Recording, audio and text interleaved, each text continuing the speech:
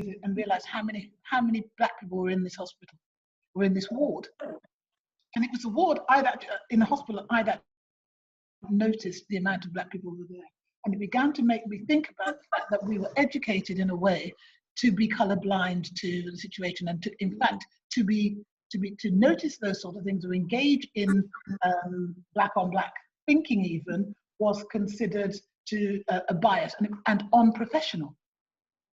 So we, out of that, created the first black mental health organization, which was called ACMA, and I chaired that for the first 9 years. So we're talking about, you know, being 25, 26, 27, those years, and then moved on to start developing and thinking about what was going on within the black community, what was going on within black people that was creating the overrepresentation within mental health services.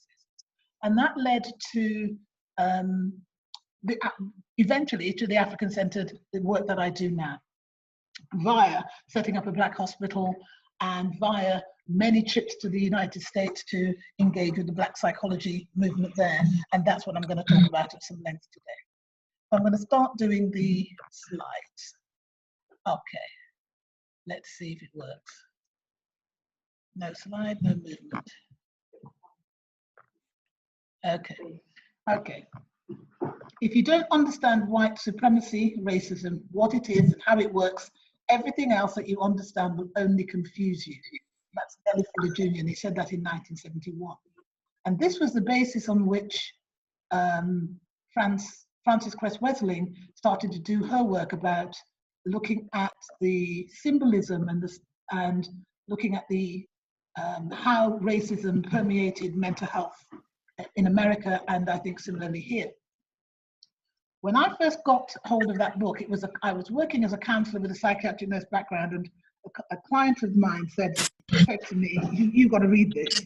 And she gave me that book. And I remember sitting in an office with 9 white people behind me as I read this book, and it felt like I was reading porn, because I really wanted to read what she was saying when she was actually saying that white people were actually mutant black people, and that's why they were so pissed with us, and that's why they were so aggressive in the situations that they had in relation to the hierarchy of races, etc. When Frances Cress Wesseling started to do that, and we started to be able to think that we could think outside of the box of European psychology and European therapy, things started to get really exciting. And it's that excitement, and that's what I want to share with you today. So this next slide is African-centered therapy. What is it? An African understanding of self from our own perspective. So we are culturally misorientated. And so what it does is it's a cultural orientation back to our own selves and our own identity. We're going to share models of African-centered therapy, and we're going to be using African-centered therapeutic models in the therapeutic settings. I'm going to go through a lot of that. So there's a lot of slides, a lot of stuff. So we have to actually begin by looking at the different worldviews. So what the African-centered model does is separate itself to say, how do we relate to the world? How do we see things? And then how do the Europeans? Like, everybody here is being trained, everybody in England and most of America have been trained in a Eurocentric psychology. There's no, and so what it does, it sets itself up as the European as the norm. Everything else is abnormal to that. What the African-centered worldview is, say, we have a view that this is our norm, not your norm. So if you look at the Eurocentric linear way and the African-centered relational, so we have modernism versus postmodernism, we have absolute versus relativity, we have objective versus subjective, we have causes and effects rather than systemic causes, yes? We have universal truths rather perspectives. This is the one that I really, really like. Dichotomous versus, versus diunital, yeah? I love that one. The concept of diunital, the thing about dichotomous is European culture is dichotomous and then hierarchical. So everything is either black and white, male, female, but then it ticked on its top as well. So, but whereas with the African-centered perspective, you can have both. Different does not mean inferior. It quite simply means not the same. So it doesn't have to be black, white, and then white being on top and black being on male, female, and then so forth. The diunital means that you can have things that are both wrong and right at the same time. Right. Weight in equal value. Yeah? Diunital, too. Yeah? Yeah? So cognitive and affective, left brain, right brain. Yeah? So let's see what the other one says. So we've got, again, continue. Materialism versus relationships. Deterministic rather than free will. Yeah? We have mastery and control and prediction rather than harmony. Outcomes rather than process. Infinite facts rather than social agreements, and field independent rather than field dominant. So you can see there's quite a difference in the way that we experience things, understand things, and have a sense of what is right, wrong, and so forth. So, there's a lot of Yurugu definitions that came up. So I actually thought I'd hidden these slides, but I'll quickly touch on them and then we'll move on and we'll get to the good stuff. So if we Yurugu is a book written by Marimba Ani. Marimba Ani did a critical analysis of European culture. If you haven't read it, you should. I taught this for many years only using the glossary because there's so much in here that is just phenomenal. Yeah, but because she did such a deep critical analysis, she really went deep into how their culture was created, why it was created like this, and why it was for us. I had the privilege of last November. We went to my colleague and I went to Tallahassee to the Black Psychology Conference there, and in Tallahassee, Florida, and she was on stage because they were acknowledging the passing of Kobe Cambon, who in fact started the whole thing about the African-centered worldviews and things, and he brought a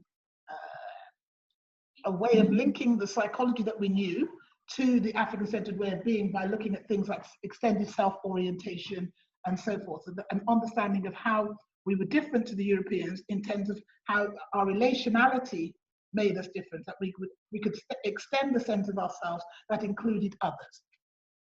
And as she was on the stage, she saw me and kind of said, "Oh, there's my English friend," and invited us to dinner. When you can have dinner with somebody like that and have conversations with her around African sovereignty and the significance and the importance of us understanding and taking responsibility for ourselves, then we understand the order of what it is we have to engage. For us, this is no longer about just fitting in with the Eurocentric ways of being and thinking. We have to take control of our own mental health and our own mental well-being. We have to take sovereignty of that. We have to be rulers of that, and remove ourselves from the categories that we are placed into by them. Spirit is essential to our way of thinking. The African-centered psychology movement, the Black psychology movement in America, have spirituality as the foundation stone of their philosophy of being and their ethics, actually. But we'll talk about that later. And spirituality, of course, is the activity of engaging with spirit. So, the Fans found in 3 critical questions. And these are really important questions. Who am I? Questions of congruence. Am I all I say I am? Question of consequence. Am I all that I ought to be? The question of rising potential. Yeah?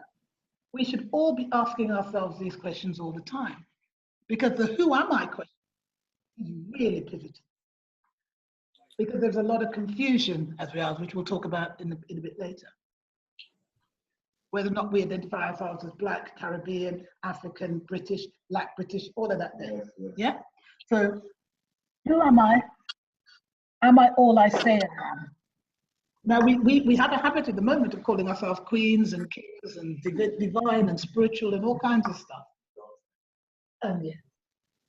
And the thing, and I want to say orange juice, and only people who are part of a Saraset will get what I'm saying here, because I'm an Osirian, and we had a meeting on Sunday. We had a ritual, and our king priest told us about, we have to be inside what it is we are outside. So if we say that we are divine, then we need to function like divine. Like orange, if you squeeze it, orange juice comes out, not apple juice, not wine, nothing else, orange. So if we say we are divine beings, if we are saying you squeeze us, the more pressure you put in us, the more juice should come out, and the sweeter it should be, and the more orange it should be. Orange juice. You understand? Okay. But am I all I say I am? Am I all that I ought to be? But if we have a sense of who we are, and at the moment, as black people, we don't tend to have very much of a sense of who we are. We have a sense of who we're told we are. We have a sense of what we experience and how we're related to and so forth. But we don't actually have a sense of who we are, not our own sense. Mm-hmm. You may. Where do you think that stems from? You might touch on it later, but where does that lack of feeling or knowing what our all right, all I'm going to say is I normally start my lectures and I say, read John Henry Clark. Yeah? In the Urugu book that I was talking about earlier, he starts, the first introduction, he talks about in the 14th, 15th, 16th century, the Europeans took over the world, they predicted everything, and they dictated everything. They set it up, so that's where it comes from. When they decided the race thing, and that just, we're talking about 400, 500, 600 years worth of being told, being placed, being whatever, and eventually that we fit that. Yeah, and unfortunately, the experience, we can say the enslavement experience was one, but the colonial experience, the psychological colonial experience, the mental colonialism was much more damaging and destructive, even than the physical enslavement. Yeah, because our minds were infected, and that's what makes us keep functioning on from generation to generation. That's fair enough, answer? Right. Okay, no problem. So, African-centered psychology utilizes African cultural patterns and styles of understanding behavior. So, rather than framing it on European ways of thinking, being and functioning, stiff upper lip, all that kind of nonsense that they do, it's how do we function? How do we radiate? How do we communicate with each other? What are our rules and so forth? Yeah. So we have a therapy that looks at and is bound by those things. It reflects the various ways that African people have sought to understand, articulate, and project themselves into the world when they project their true selves into the world, not their European selves into the world. Okay. It emphasizes values that are more dynamic, circular, communal, I think that's it, institutional, assumptions that are more integrative or diunital, the methods that are more symbolic, effective, and metaphorical. So we respond better to story, we engage better with story, with all things that are relational. Does that, yeah? Rather than this objective thing. This notion of objectivity is nonsense. Nothing is objective. The minute we see it and engage in it, it is no longer objective. Does that make sense?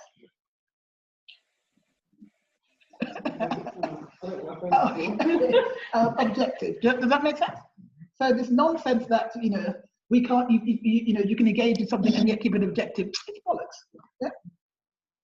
Rely on African-centered sources, e.g., experts, traditions, and contemporary. Traditional and contemporary. We're really good with the word, but also with the symbol. So often, and I'll talk about it a bit more in therapy when I talk about the therapy itself. The symbolism, that's where Jung and us and others get into this thing. The symbolism of what's being spoke about is as important as what's being said. Does that make sense? Sorry, we have a question. Go on. So someone asked, what about the 4th century king of Kong, trusting Portugal's king and ignoring the slavery of his people by slave owners? Well, I don't know what the question is. So they're asking about, what about in Portugal, yes, where the king ignored the slavery of their own people by Portuguese slave owners? Yeah, but we listen, we a lot of did that because we got caught up in, we had kingships and whatever, we had slavery, all of that kind of stuff. What we do, what we did was we mimic that's around us and we engage in it, and we are equally as responsible now for going along with and engaging with the whole system as it is at the cost. We know the cost to our very being here has an incredible cost on Africa. Yeah, we are ignoring the plight of our people. Our excellence is here so that we can have the Mercedes-Benz big houses, the whatever, all of that kind of stuff. Yeah. So we are as in three. We are complicit. We are as complicit now as they were then. Yeah. So hopefully that answers his question.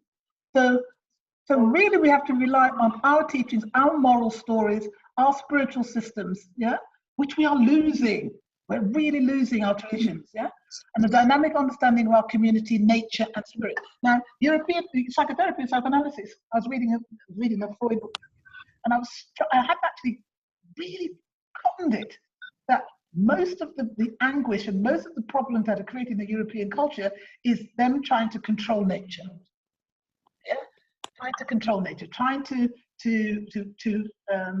better nature. You can't better nature, and so the more they move away from nature, the more they move away from spirit and all of that kind of, the more problems are created, not for the world in itself in terms of pollution, all that stuff, but also about relating and the anxiety. The level of anxiety in younger generations is ridiculous.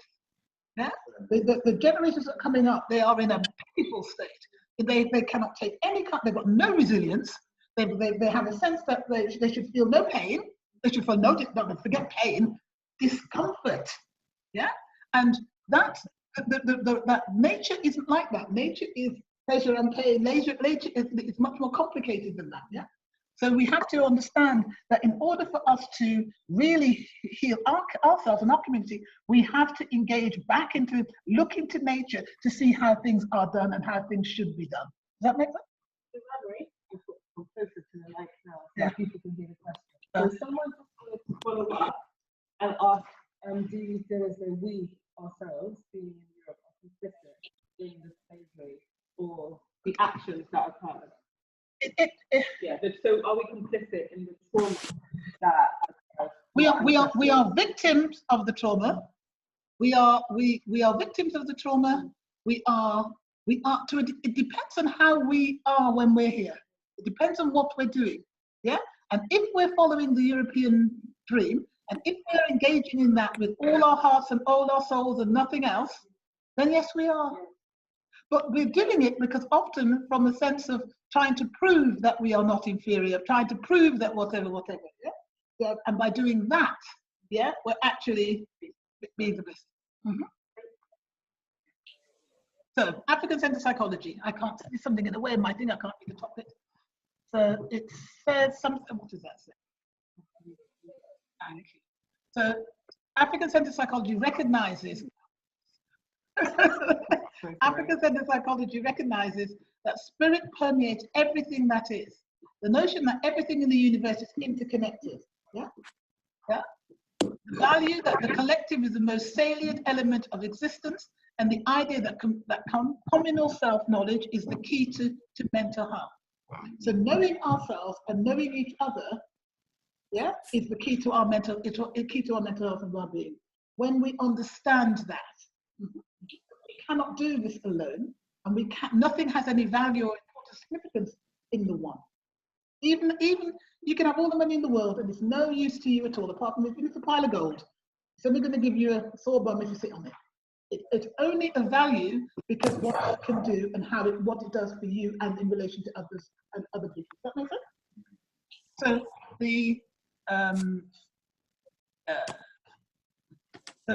the notion of our unity and uniting with each other, yeah, that's when we know who we are. That's when we are well. When we work from the I, we are not well. We'll talk about that more when we talk about Ubuntu. African psychology is ultimately concerned with understanding the systems of meaning of human beingness, the features of human functioning, and the restoration of normal natural order to human development.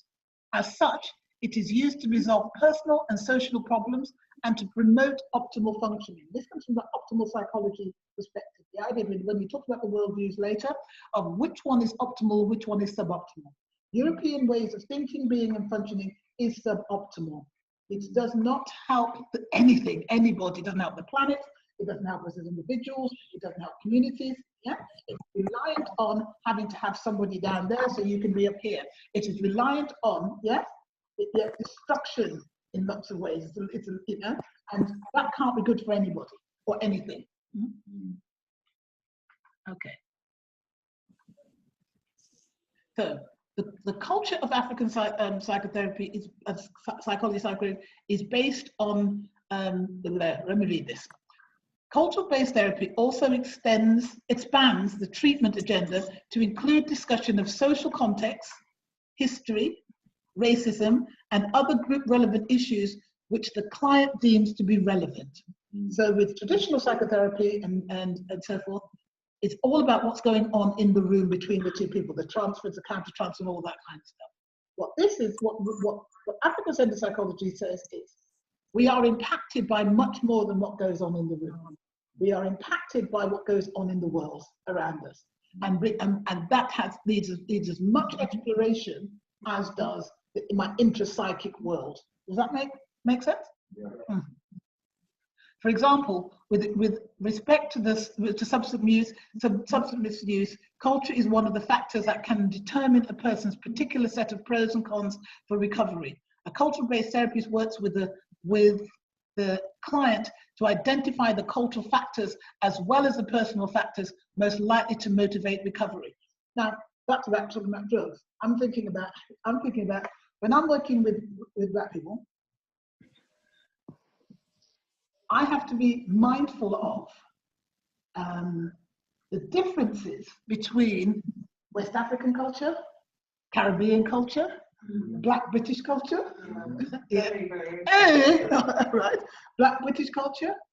What something would mean. One of my clients, and it was like a beam of light when she said it. We were talking about the difference between how status within African cultures, right? So African cultures, a lot of African people who come from Africa had maids, had people that had houseboys and all that kind of stuff. More so, they did have some of that in the Caribbean, but more so than in the Caribbean. So to do well, when you did well, you didn't have to do those basic core things. But in Caribbean culture, actually, the ability to be able to do those things is what gives you a lot of status. So within the Caribbean thing, really, cleanliness. I was cleaning. If you can clean, you're not a proper woman if you can't clean, yeah, and you can't cook, yeah, but seriously, not just the dinner parties. I mean, like you have to be serious, yeah. And I was remembering my nephew of mine who lived in St. Lucia. He came back over here and he got this little electric bike. He was only about 10, 11. He got an electric bike for Christmas, a scooter thing, and he played with it, got it dirty, and then his dad said, clean it. So he did. But he put so much, he cleaned it Caribbean style. Bubbly soapy water, scrubbing brush. Broke it, of course. Wet up all the insides because it wasn't designed to take that. But he did what he would have done Caribbean style clean. Do you understand what I'm saying? So when the cultures clashed, so when she started relating with somebody so she came from a higher, and she started meeting with the Caribbeans, they were at cross purposes around this need to, or the way to engage with the concept of cleaning. Do you understand? Am I making sense? Okay. So you have to understand and the variations of culture from the different areas and islands and so forth, but then also around the age groups as well. So things that were appropriate with one age group is slightly different to another. The culture of different age groups, yeah? And all of those things have to be playing out at the same time for you to be truly able to engage with the client that is sitting in front of you. So it's not just about your transference issues about your mother or your attachment issues about something else. It's all of these things at the same time. Making sense? Okay. So, know thyself. So to be able to do the work and to be able to be healthy, you need to know yourself. To be a therapist, you need to know yourself. Because unless you know yourself, you don't have a frame of reference to know others. Does that make sense? Yeah. When we talk about ourselves, are we talking in a transcendental sense? A personal, in the social life? Both. Okay? So there's more than one self. Yeah. So there's our persona self, and then there's a true self. So the self, when they say know thyself, and when the Egyptians are talking about know thyself, when Naim Akbar talks about know thyself, and people say you need to know yourself, it's the need to know who the transcendental, the essence of your being is, what it means to be human, what it means to even be alive. Yeah? what is the purpose and point? Yeah, what is it that is speaking? Yeah, so it's not just, if we know that we are, from African-centered perspective, we are eternal. So we have, past life, present life. If we talk about honoring ancestors, engaging in ancestors and so forth, you're talking about that spirit still going on. So you're talking about that spirit essence self. So you need to know what is at the core of who you are, and then you know why the persona was created as it is. But if you don't know what the true person is, then you are constantly battered around by all the other stuff. Does that make sense? Okay. So significant features of African-centered therapy. Know who you are, not just who you're told you are. Yeah. If we know that we are true essence, our true essence self is this divine concept. Let's see if it comes up here. If we know who we are as a divine essence self, then we know that nothing else can really, that's the orange and the orange juice again, nothing can bother us. You can call me whatever you like. If I know that I am one and I'm made in the likeness and the image of a supreme being, then you can call me what you like. I know. Does that make sense? So let me look at this thing. So a model of African psyche. So we know that we have ancestral self. So the ancestors, the living and the dead, and the bits that we carry from our ancestral Africanness, the bits that we've carried from our parents, our grandparents, and so forth. Our contemporary selves, yeah, influenced by Western culture. This is really important because we are now, we don't even look like we used to look. Yeah? Anyway. Landed self. So often people will describe different selves. Often people will describe themselves as third person. Somebody, yeah, you can, yeah, please. Turn up your speaker, your microphone.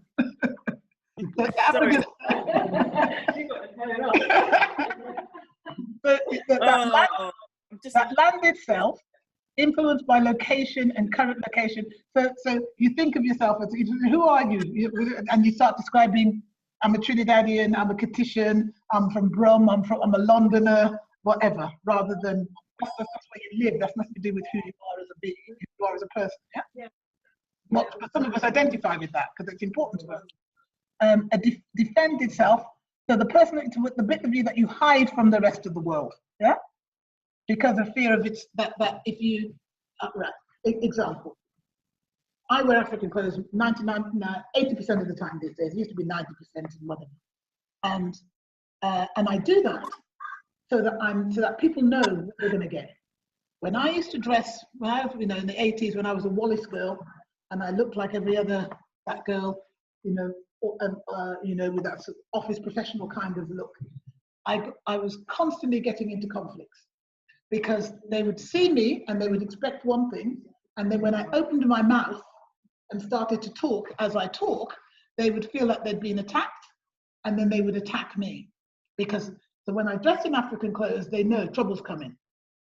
Something different is coming. Something's going to, she's coming from a different perspective. It makes my life easier, it makes their lives easier. But it proclaims to the world that I think Africanness, African dress, African function is perfectly adequate, perfectly appropriate in every situation. Does that make sense? Yeah. And so the way that I project myself is to the world is to make that a constant statement. One question. Yeah. One question for the why are the African diaspora? Okay. Why are the African diaspora trying to define others? Or what others? It wasn't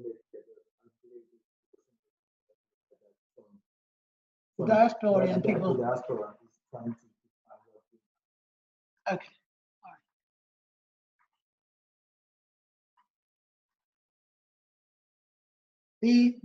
right. I was really listening because I'm getting into listening to books at the moment. I was listening to Akala.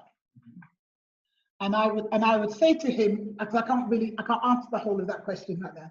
I'd say to him, listen to Akala or read Akala and read the last 3 chapters, I think, where he talks about the African experience, the American experience, the British, Black, British, whatever experience. We are We are defining ourselves, but identifying that experience of ourselves as African because we are not a color. So the Black psychology movement was called the Black psychology. They decided to call itself African psychology. And it did that because to be a Black movement, to be Black, Black only exists in relation to white. African is about a place and a space and a history that is grounded in something. Our genetic connection is African. Our understanding of ourselves is innately African. And so we're not defining another culture, we're not defining who, we're defining who, our experience, our understanding, and we've gone back to ancient traditions, brought them back and said, okay, let's look at what we did. Look at who we were, even as Africans, before we were colonized by the Europeans, before we were enslaved and so forth. So they've gone back, and I'll talk about it in a minute, they've gone back to before that. So we're talking, basing our sense of self on the Egyptian African, the longest recorded sense of self that anybody had, which was the Egyptian, which was Black, yeah, and African. So we've gone to there and said, okay, we are African from the traditional, ancient African wisdoms, not just from the culturally changing that's come along this way. Does that make sense? So we just happen to find ourselves in this point, but trust me now, the impact of colonialism on Africa and the African mindset has been much more, I think personally, much more damaging to them psychologically than even the enslavement, the physical enslavement of us, those who were taken the other way. Because when it's very clear, it fits with the first question about the Portuguese and so forth. When it's very clear, if you're being enslaved, if you've been torn away from your parents, enslaved and treated badly, etc., etc., etc., etc., raped, abused, blah blah blah blah blah blah. If that's happening to you, it's very clear. Those people don't like me. Yeah, they're the bad ones. We're the good ones. We're just trying to survive. Yeah, nice and clear. When it's your own people in your own country, in your own whatever, that's a completely different kettle of fish. Yeah. So so when they sliced off the top ones and said, okay, all of you lot now control them lot, and you lot are associated with us, so you lot can have the power and whatever, and yeah, then that does something else to your head completely. Yeah, because it's no longer crystal clear. And that is much more psychologically damaging than bad massa, whatever. Because now you does that make sense? Yes. I have to say hello. Do you remember me?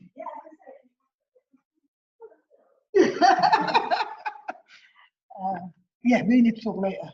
Yeah. Who are you saying hello to? You did? Huh? No, Dr. Lade is coming, and we actually haven't seen each other for about 30-something years. Yeah, 30-something odd years. When I saw her name, I was like, yes! Anyway. So what was talking? So we got the defended self, the self that we hide, the emergent self, constantly evolving, the diunital self, the self that's coming through. Yeah? The not yet self, person yet to become. I know, it's interesting, I am a very different person to the person that knew Lade 30 years ago. Yeah? Probably getting closer to 40 years ago, 35 years. It's really is. Yeah. Sad, isn't it? So very different person to that person who was then. And as you grow, you evolve into somebody else. You learn, you incorporate that learning, you develop yourself. And then finally, the divine self. And this is really, really, really pivotal. It is crucially important to understand our connectedness with each other and our connectedness to all that ever was, all that ever will be, and to whatever supreme spirit that you understand to be. Because if you don't have that sort of sense and understanding of yourself, then you are whatever you are told. Yeah? But that absolute groundedness in your sense, in your spiritual divine essence self, holds you and keeps you. Yeah? Yeah. It's not working.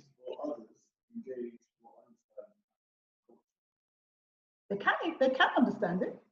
And they carried the person that actually led me, if you like, to my African self was actually a white guy. Yeah? And he said, read this, read this, read this, read this, read this. He was married to a black man.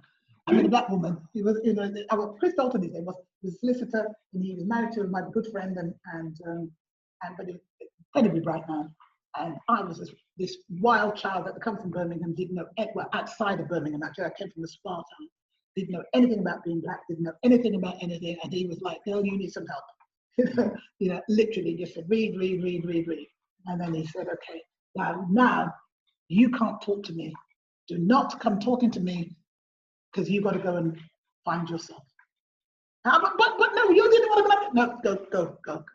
And then, all right, 10 years ago, but now we can come back and engage.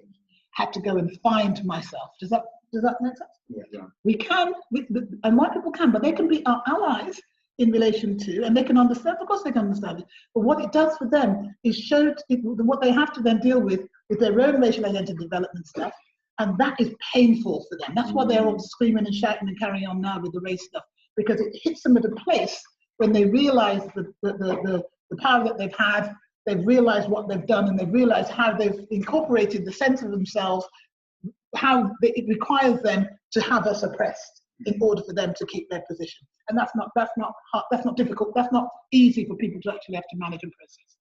That make sense? Yes. Okay. All right. This thing is not as frozen. I'll give it several seconds. Okay, we can watch it. Yeah, time. I want to quickly get to the next couple of slides. Oh, is it 21 or 21? No. Okay, there you go. Okay. How Africans can hurt themselves. Oh, yeah, this is really good. So, materialism, the materialistic orientation. When we lose the fact of our spirit selves and our divine self, and we just value ourselves according to the materialism, we're doomed. Yeah, because they will just keep on moving that. They are reliant on us. What they call us, the biggest consumers. Mm-hmm. Yeah, so long as we remain consumers, we don't have any power or whatever, and they just decide where they're going, and they just make the stuff, and we just follow. Until we just withdraw from that and decide for ourselves what our criteria is for being a good human being is, we're doomed. Mm-hmm. Individualism and that orientation, again, if it's the I stuff, we're doomed. Ego, edging God out, they call it. Yeah, edging God out. The minute we remove ourselves and we're just thinking about what it all means for you, we're done. Alien self-orientation. That's when we're more interested in looking after our white colleagues. Now, I do a lot of race work, and if I do it in a mixed group, the black people often, because I will just say it as it is, will often start feeling bad for the white people in the room and say, you know, what about talk? You know, don't upset them, don't do whatever. And I'm not upsetting them. I'm just saying some truths. I'm not talking. In fact, I'm not talking to them at all. And that in itself, ignoring them they experience that because they're not used to that. And then black people want to go and rescue them. Yeah. So when you have an alien self-orientation, your consciousness is more thinking from their perspective than from your own. No, that can't be good.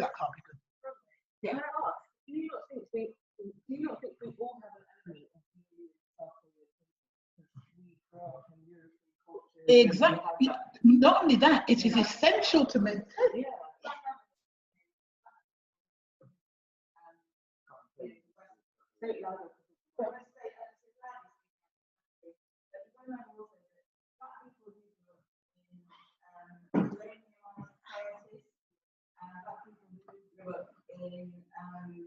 And basically anywhere that is colonized, colonized.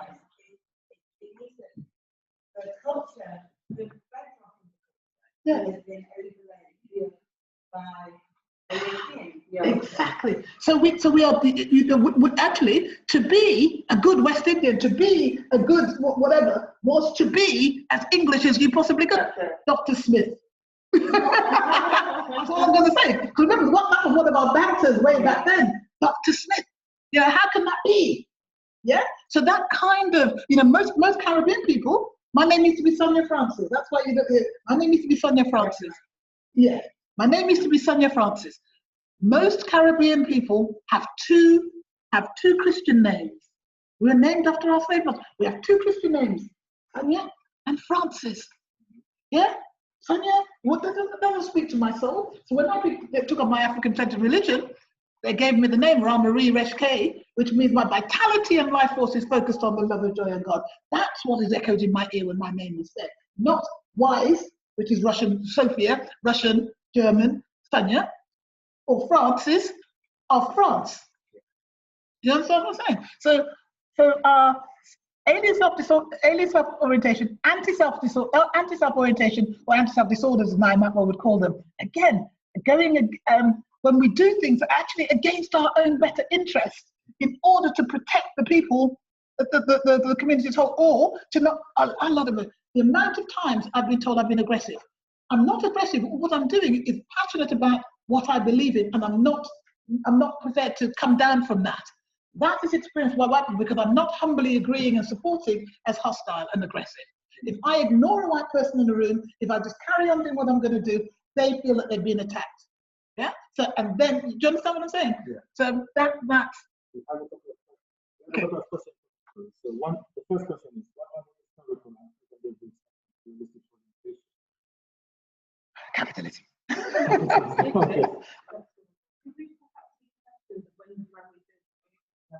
Okay. Yeah. No problem. Okay. I'm watching the time. I'm watching that. Okay. For us, I'm going to answer a bit of that materialist one because when I was saying it, what came to my mind was things like even African cloth. Mm-hmm. Okay. We like clothes. We like color. We like stuff. We like to look good. So it's easy to get us engaged with that. Now, if we look at the psychological proponents of that, if we consider our innate self to be bad and black, and we do, the doll thing and all that kind of stuff, innately we are taught to think that and function like that, then we want to cover that up as much as we can. Mm-hmm.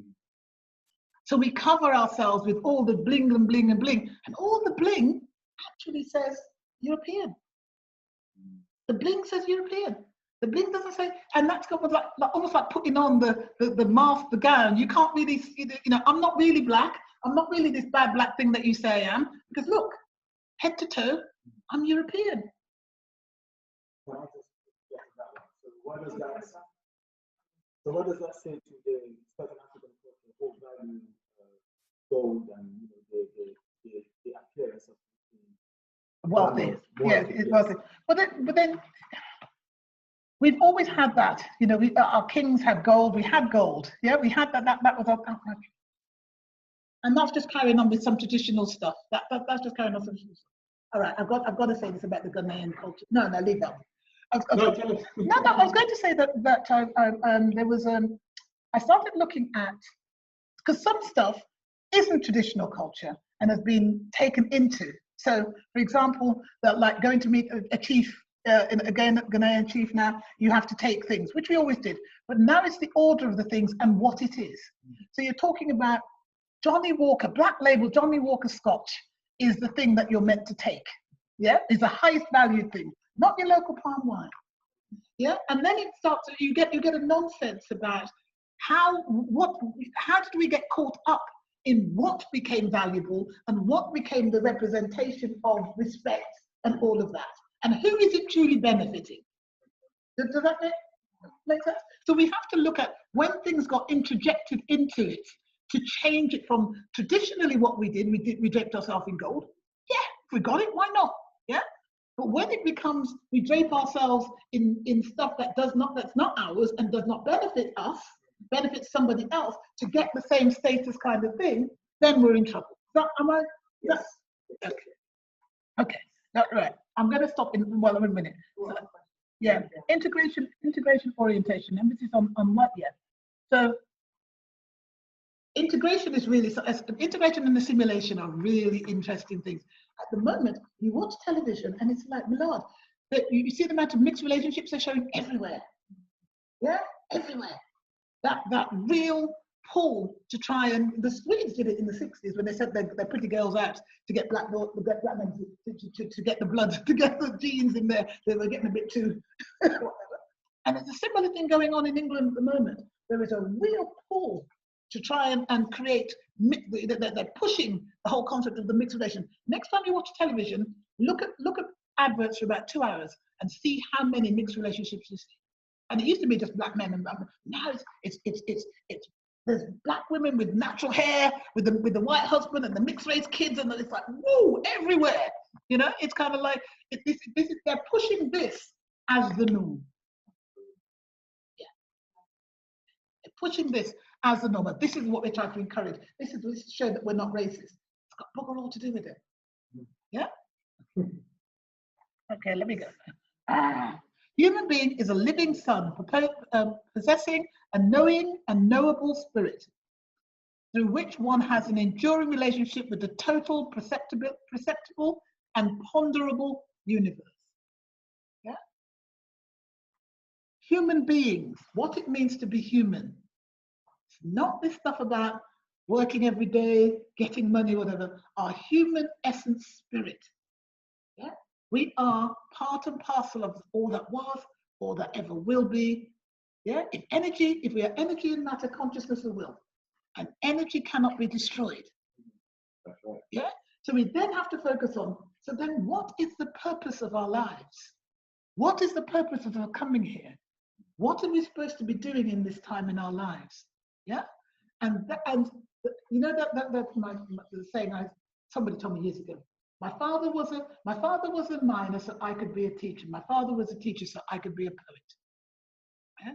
So the kind of moving away from just the basic things of survival and living to a much more esoteric kind of experience. Mm-hmm.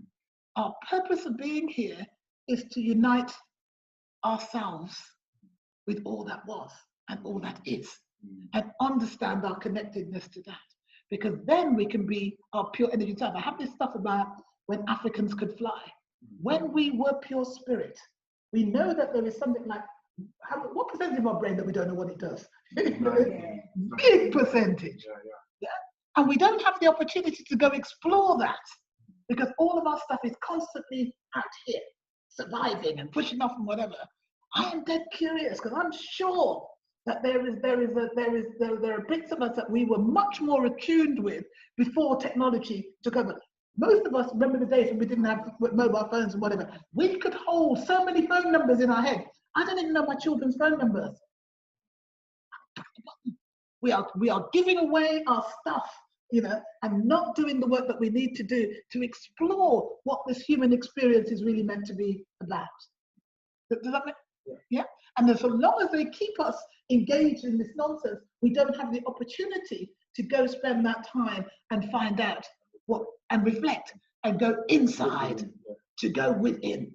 Yeah, we're constantly caught up in that. If you go within, then we begin to, then we can do all the stuff. And I swear, then we'll get back to the place where we can fly. Mm-hmm. Does that? Yeah. Yes. Okay. All right. This is more about 5. Okay. So if we understand that we are spiritual beings having a physical experience, and what that really, really means. Yeah? So when clients come to see me, they'll come and I'm depressed on whatever. I'm not interested. What? Not interested. Not interested. No, because because you're not. You are not that. You are energy, spirit, matter. You are experiencing that. That's not who you are. Does that? Yeah, that's not who you are. Yeah. And I want to know what's got you off your path of your balanced, settled, present being that has made you function from this and made you identify with how you feel rather than who you are. Does that make sense? Yeah? But in order to be able to engage that, I've got to get the person to really understand who they are. So I will do all this stuff around doing history and taking and finding out and so forth. In my head, I'm thinking about people who become schizophrenic and stuff like that. because I have this notion of, there's functional neurosis there and there's a severe psychosis at this end, and I think it's all on the same. It's the same thing. It's just where your mind splits off in order to create a kind of balance. Yeah? So that kind of, but if you know, yeah, that I am this is not me. Yeah, this is not me. I am experiencing things. My persona of experiencing these things. My persona of experiencing these things because of my experience, because of how, because. And if you unpeel those things and get them to realize that they have a choice about how they react to these things, and they don't have to function like that if they don't see themselves in that way, we begin to be able to make changes, particularly within the functional neuroses are things. When you get pure psychosis, pure whatever, it's like, but then even then, if you can get people to understand some of the reasons as to perhaps why those kind of early choices, to think in a particular way, to function in a way, to defend yourself in a particular way. Yeah, I don't know if I'm clear. Yeah. Okay. Humans are containers and instruments of divine spirit and relationships. Yeah. So they always talk about ma'at. You understand the concept of ma'at? And when I say we go back to ancient, this is what we can, because that notion of balance, that notion of truth, justice, righteousness, reciprocity, balance, order, and harmony. Those kind of principles as an understanding of how we should function. Yeah, there's not an I in any of it. Yeah, there's not a hierarchy of wealth, class, or whatever in any of it. It is, you should function from truth. We should be working towards using our own moral compass to be negotiating and relating ourselves in the world. Okay, I am, one second more. I am, so African characters, this is good. I am divine, godlike in aspect. I am teachable. Yeah.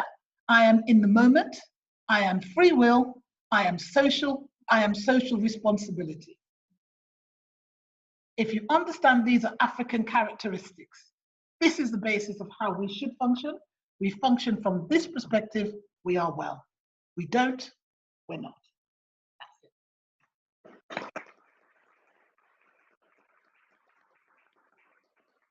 Okay, so you have a few questions, and what we're going to do, we're going to pull up the questions now, and we're going to ask you to read the question and then answer at the same time.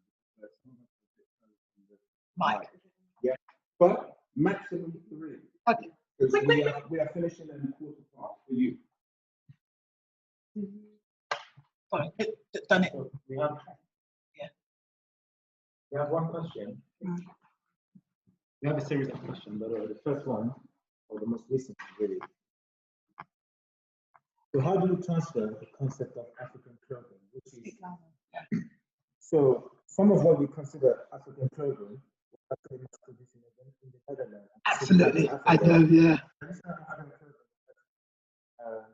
Manufacturing, then as animal skin and bark. Yeah. So if you hold that context in mind, well, and how do we transfer those concepts into practice in delivering support the mental health of Black people and feel the energies? Okay, yeah, I did. I'm fine. Yeah, I know the Netherlands thing. It was interesting because they were made originally for Thailand, but Thailand didn't like it, but the Africans did, and the Africans then started to design the patterns that would go in it that included their traditional symbols and so forth. So we got to be sensible. We live here. We can't be going around dressing in skin and ting and it doesn't make any sense. But what we can do is we can actually express our Africanness in whichever way that we feel, but it says it, and know what we're doing. So if you want to dress European, that's fine, do it, but know what you're doing. And if you want to, but don't be told. And if you want to be told, don't collude with the idea that to dress in African colours or to dress in African style is not professional. Don't collude with the idea that being art, being art in itself is not professional. Yeah. Could you summarize? Okay. So could you summarize what would be, say, the key learning outcome of this session? Okay. The key learning outcomes. We are spirit essence. African psychology is based on spirit essence. When we're working with Black people, and we're working with the essence of who they are, their potential, which is divine spiritual being, rather than the symptoms that they're bringing from their experience, their persona experience right now. Does that make sense? So every time you're working with somebody, you're working with the essence of who they are. Yeah, not just the depression or the diagnosis that they come with. It is to understand that all psychology that you've been taught to this point has come from, that have nothing to do with you as a being. It is not the norm. It is a European version of what they understood to be important. Psychology originally was the study of the soul. It got psych, soul. It got turned to the study of behavior, because they could manage that. They couldn't manage the study of the soul. Even Freud changed, really was trying to make spirituality scientific. The whole concept of transference, countertransference, all of those kind of things, Jung's archetypes, all of those kind of things. You can't touch them, you can't feel them. They're not there. They are spirits. Yeah, but they couldn't say they were spirits. Him being a Jew as well, he couldn't kind of, because they said that Jewish crazy man is talking nonsense. So he tried to bundle it up and kind of say, oh, this is a scientific thing. This is a spiritual thing. They're actually beginning to say that now. There's family, what they call it, internal family systems, a therapy model they've got from the States, and they're talking about the self and the true self, the different aspects of self. Yeah, and just saying, let's just name it what it is. This is spirit work. This is spirituality. This is spirit work. This is where psychotherapy really is. This is where psychology really ought to be spending its time, not what you call it, ticking and counting and measuring stuff, because that don't say nothing. Yeah, and we all know that shit is they make it up anyway. Yeah, you put down what you want. Yeah, you make your hypothesis. You put down what you want. You put down what you want to make it say what it is you wanted it to say. Interesting how your hypothesis always seems to work itself out. Am I making sense? Yeah. So then, another question is, how do we include this in mental health? As a Black person, if you're working with Black people, then you work with that Black person as a Black person. So wherever you are, I've spent 27 years in the NHS. I don't work with the NHS anymore. But here's an interesting thing about the NHS. The NHS at this moment in time, we've got the program called Work Race Force Equality Standard. And they are using the concept of where Black people are within the staff, where they're placed, how many complaints, all this, staff survey, how many complaints, how they're being treated, etc., as a direct correlation to how well the trust itself is doing, the patient care. Does that make sense? So race is really high on the agenda in the NHS at the moment for the staff. Within the client, whether you're talking about mental health, then you need to understand that the criteria in which people are being judged, treated, and so forth isn't necessarily, is not really the best for them. There's not that much you can do to change the whole system. But what you can do is, when you're working with clients, is know what you're doing. Does that make sense? Does that make sense? Know who you're dealing with and what you're dealing with. Yeah? So that you can engage in a more humane way with the clients, rather than you taking on your professional stance and then not engaging with them because we don't engage. Do you understand? We don't have that same distance. When I was training, we were taught, you don't give anything back. You blank screen, whatever. I realized that the Black clients couldn't use that. It made them paranoid. So I broke all of those rules and spoke to them and did what I had to do in order to keep them engaged. Does that make sense? So you do what you need to do to keep the clients engaged. You don't function like a white therapist or like a white person, because you're not. Yeah, and it's not being professional. You're being incredibly professional, but you're being appropriate and congruent with the clients that you're working with. So what to do? Be congruent. Be congruent with who you are. When you're dealing with the client, then you'll give the appropriate service. Learn their stuff, filter it through you, and then be congruent with the client. That's a fair answer, isn't it?